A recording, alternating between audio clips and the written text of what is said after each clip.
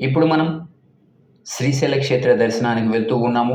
ఈ యాత్ర ఎలా మొదలవుతుంది? ఎక్కడి నుంచి ఎక్కడకు ఎండ్ అవుతుంది? ఏ ఏ క్షేత్రాలను దర్శించుకోవాలి? ఇక్కడ ఏమేమి యాత్రలు ఉన్నవి?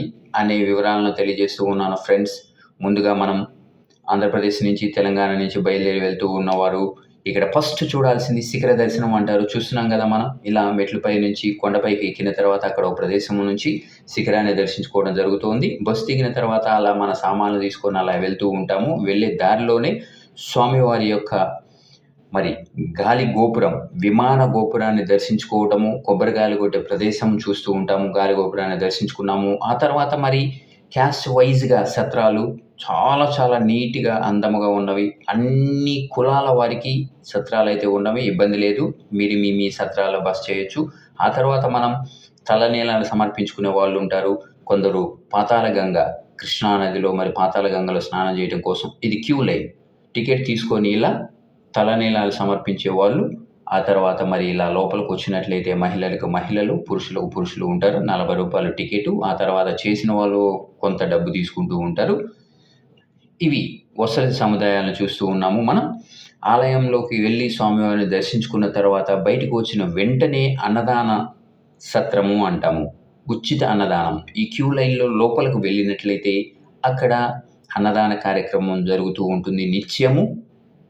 మరి 12:30 నుంచి 3, 3:30, 4 గంటల వరకు కూడా అన్నదాన కార్యక్రమం అనేది నిత్యము జరుగుతూ ఉంటుంది. భోంచేసుకొని అనంతరం బయటకొచ్చినట్లయితే మరి ఈ ఫస్టే మరి రూములు దొరకని వాళ్ళు లాకర్‌లు ఉంటవండి. ఈ లాకర్‌లలో మన బ్యాగులు గానీ, సెల్ ఫోన్‌లు గానీ అక్కడ భద్రపరుచుకోవచ్చు. ఈ ఎండలకు కాళ్ళు కాలకుండా, ఎండ తగలకుండా ఉండటం కోసం రేకుల షెడ్‌లు లాంటివి ఏర్పాటు చేశారు. నడుచుకుంటూ వెళ్ళే వాళ్ళకు ఎండ సమయంలో మరి కాళ్ళు కాలుతూ ఇబ్బంది పడతారు అని కింద మ్యాట్ లాంటివి ఏర్పాటు చేయడం జరిగింది. ఇప్పుడు మనం చూస్తూ ఉన్నాము శీఘ్ర దర్శనము, స్పర్శ దర్శనము అనే ప్రాంతాలను. తర్వాత దివ్యాంగులకు తొందరగా మరి క్యూ లైన్‌లోకి వెళ్ళటం కోసం ప్రదేశాలను కూడా ఏర్పాటు చేశారు. సాక్షి గణపతి ఆ తర్వాత సాక్షి ముందు వెళ్ళేటప్పుడే మనం దర్శనం చేసుకుంటాము సాక్షి గణపతిని. అయ్యా మేము నీ దగ్గరకొచ్చామని చెప్పి సాక్ష్యం చెప్తూ ఉంటాము. భ్రమరాంబిక, మల్లికార్జున స్వామివారి ఆలయాలను చూస్తాము. తర్వాత శ్రీశైల డ్యామును చూస్తాము. పాతాళగంగ అంటారు. పాలధార, పంచదార అనే ప్రదేశాలను చూస్తాము. హటకేశ్వరం అనే ప్రాంతాన్ని చూస్తాము. మరి శిఖర దర్శనం అనేది కూడా చూస్తూ ఉంటాము. అక్క మహాదేవి గృహాలు అనేవి ఉంటాయి.